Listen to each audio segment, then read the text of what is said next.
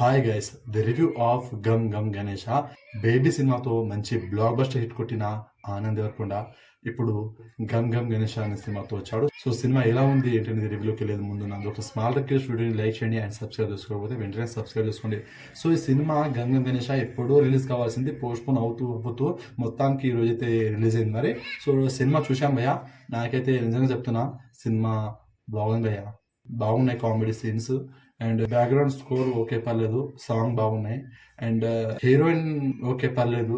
Hero different గా చేశాడు, hero acting కూడా బాగుంది, మనకు కొత్తగా అనిపిస్తుంది. సినిమా సెకండ్ హాఫ్ లో మొత్తం అయితే వినాయకుని విగ్రహం చుట్టూ అయితే తిరుగుతుంది. అసలు వినాయకుని దొంగలించాల్సిన అవసరం ఏమొచ్చింది అనేది మనకు మెయిన్ అది సినిమాలో చూపిస్తారు. నేనంతా మెయిన్ ప్లాట్ ని ఇంకా నేను మొత్తం రివీల్ చేయను, స్పాయిల్ అవుతుంది. సో వినాయకుడిని ఎందుకు దొంగలిస్తారు ఏంటనేది మనకు సినిమాలో చూపిస్తారు. అదంతా సస్పెన్స్ ఉంటుంది, నేను మొత్తం చెప్పనది. సో మీరు ఎంజాయ్ చేయాలి. అండ్ మైనస్ ఏంటంటే సినిమా స్లో ఉంది అండ్ క్వాలిటీ పరంగా అంతా బాగలేదు అండ్ చాలానే మైనస్ ఉన్నాయి. సో ప్లస్ పాయింట్స్ చెప్పాను స్పాయిల్ చేయకుండా. So 1 time watchable. సినిమాకి నా రేటింగ్ వచ్చేసి 2.5 stars out of 5 stars. Comedy కోసం 1 టైం వాచబుల్. సో నాకైతే పర్వాలేదు అనిపించింది. సో సినిమా చూసాక మీకు ఎలా అనిపించిందో కామెంట్ చేయండి. వీడియో నచ్చితే లైక్ చేయండి, షేర్ చేయండి అండ్ సబ్స్క్రైబ్ చేసుకోండి.